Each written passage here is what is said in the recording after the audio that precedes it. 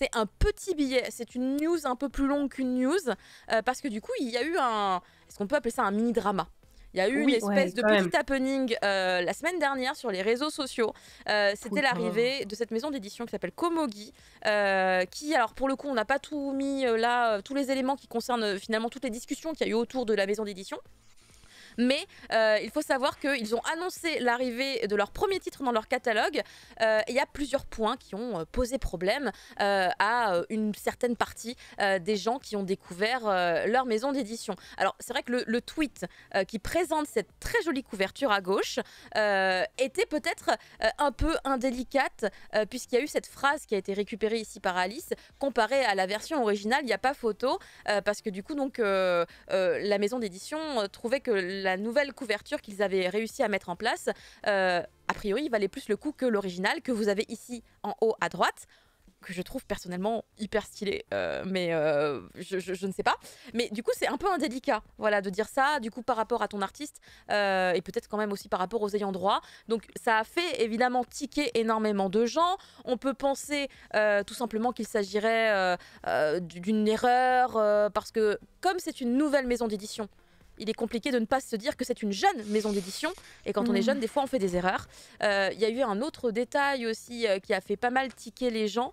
C'est par Sur les rapport autres à... maisons d'édition. Voilà, il y a eu également des remarques sur les autres maisons d'édition dans leur description sur leur site web, qui étaient aussi très étonnantes, parce que c'est rarement comme ça que les maisons d'édition, quand elles se créent, elles débarquent en disant ce genre de choses. Mais effectivement, ça a un peu tapé du sucre sur les autres maisons d'édition, en précisant qu'eux étaient totalement indépendants et n'appartenaient pas à des grands groupes qui financent les guerres dans le monde. C'est bien ça, les C'était ça, les guerres en Afrique. Le mot en Afrique. Donc, utiliser l'Afrique pour vendre son... Bref, moi, je suis désolée, je peux pas trop m'exprimer parce que ça m'énerve d'utiliser quelque chose de vrai qui arrive vraiment et de remettre la faute sur une maison d'édition qui n'a rien demandé parce que même si tu es possédé par un grand groupe, toi en tant que CM ou en tant qu'RP, tu y es pour rien et tu t'en prends plein la gueule sur les réseaux sociaux par une nouvelle maison d'édition alors qu'il y a vraiment de la place pour tout le monde. Il y a tellement d'œuvres à publier, il y a tellement d'œuvres à sortir que je vois même pas pourquoi on devrait se faire la guerre. Enfin, c'est pour moi très dommage d'arriver comme ça, alors qu'ils auraient pu arriver par la petite porte et commencer à se faire connaître pour de bonnes raisons, envoyer leur licence sans pour autant détruire celle des autres ou la couverture originale de leur propre auteur. Moi, j'ai pas aimé du tout cette approche et il y a des gens qui pensent que c'est fait exprès, peut-être. On est dans la stratégie. Peut-être justement parce que bad buzz is still a buzz, tu vois. Il y a des gens qui Oui, pensent mais que c'est c'est ça. C'est faux. Non, mais ceci est faux. Non, mais je ne sais pas. Moi, je ne peux faire que de la Non, c'est faux supposition. qu'un bad buzz soit un bon buzz, surtout quand tu débutes comme ça. Non, c'est ouais, pas dit. là, eux, ils sont déjà boycottés par plein d'influenceurs. Mais j'ai pas dit qu'un mauvais buzz était un bon buzz. J'ai dit un bad buzz est toujours un buzz. Oui, j'ai dit ça. On va leur donner la attention. visibilité. Oui, mais juste un bad buzz. Mais il y a des gens, des fois... Enfin bref, après le truc c'est que c'est une supposition parce que je l'ai lu par quelqu'un sur Twitter et que je me suis dit, oh, why not? Peut-être que c'est une théorie qui est pas si éloignée de la réalité. Mais quoi qu'il en soit, ils ont fait un message d'excuse, puisque quand même, ça c'est le gros truc, le gros texte que vous voyez là. Et je pense qu'à partir du moment où on peut revenir sur ce qu'on a fait et se rendre compte que peut-être ce n'était pas très judicieux. Moi de mon côté, évidemment, j'ai été jeune, j'ai fait des erreurs aussi, et du coup j'ai envie de me dire que on va regarder du coup comment est-ce que ça va se passer dorénavant et de toute manière s'ils font du manga, s'ils font du manhwa ou du manhwa, puisqu'a priori leur artiste ici est chinois, je crois, ou non, taïwanais. Taïwanais, voilà, j'étais là en mode ça se trouve c'est Taïwan, si c'est Hong Kong c'est hongkongais, mais bref, je savais qu'il n'était pas coréen, puisque du coup on en avait parlé avec Prof Isekai, et donc par conséquent du coup ce serait plutôt du manhwa. Alors le truc c'est que du coup il y a toujours peut-être ce besoin d'utiliser le terme manga pour communiquer, mais le terme existe évidemment pour les produits de différents pays d'Asie.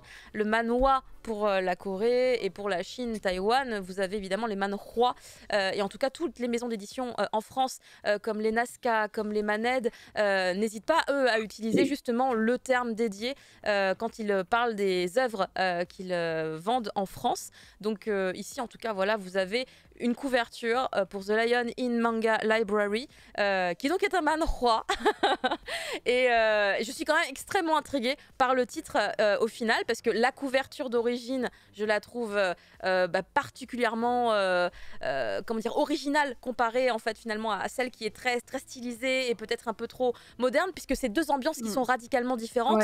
J'ai pas du tout l'impression que je vais lire la même chose en regardant les deux couvertures. Mais pas du tout, ils ont complètement on a l'impression que l'identité est pas la même, quoi. Bah non.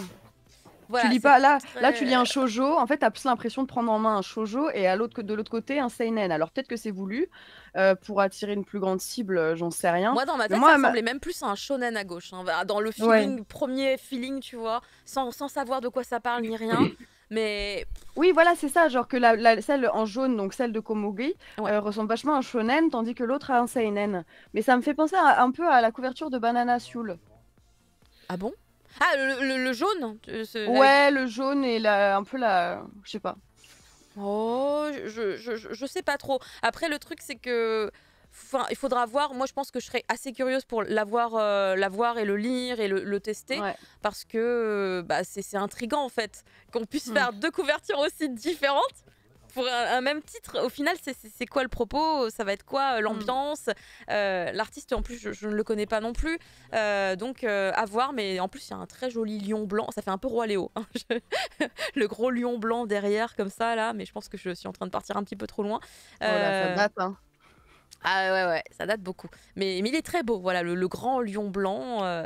Et donc à suivre, voilà, à suivre pour ce qui se passe ici. Parce qu'évidemment, le but n'était pas du tout de leur casser du sucre sur le dos, mais c'était de relever le fait qu'il s'était passé ça et qu'ils sont revenus sur leur décision, mais que du coup, quand même, les gens ont beaucoup réagi. Et comme tu disais, Majin, effectivement, il y a des gens qui ont décidé de boycott. Enfin, il y a eu des réactions assez radicales, très rapidement. Et donc, voilà, c'est pour plutôt exposer finalement tous ces éléments qui se sont passés qu'on a décidé de mettre en place ce petit billet. Après, évidemment, chacun son ressenti, bien entendu. Apparemment, selon Philippe Gronf, l'auteur Xiao Dao sera à Angoulême. Donc, mais trop bien! Mais je sais pas, merde. Bah moi non plus, donc amusez-vous bien.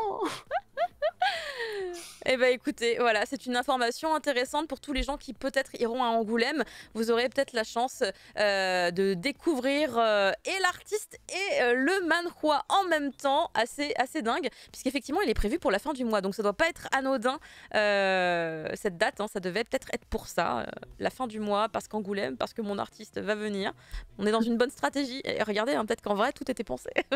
Là on est en train de se rendre compte qu'ils pensent vachement bien déjà dans le planning et tout. Si vous avez un lit à Angoulême, laissez-moi crécher chez vous, dit Prof Isekai. Plus personne n'a de lit. Non mais personne n'a trouvé d'hôtel, de trucs ou quoi, tout est booké. J'imagine que les trains aussi doivent être bookés. Sauf si tu peux payer 3000 € la nuit sur Airbnb, c'est mort. Ouais, c'est ça. Donc ouais. Oui, effectivement. Dire que moi j'habite à 1h30 d'Angoulême chez mes parents. Mais tu es là. Caca avec une voiture.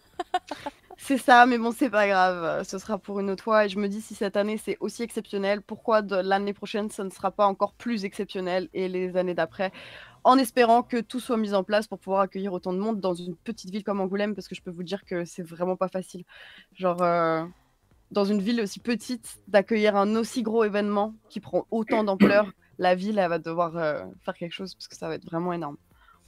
Très clairement, c'est vrai que c'est pas une très grande ville pour y avoir été aussi, mais on verra bien, on verra bien. En tout cas, on arrive à la conclusion de cet épisode du Mochi. Merci de nous avoir suivis.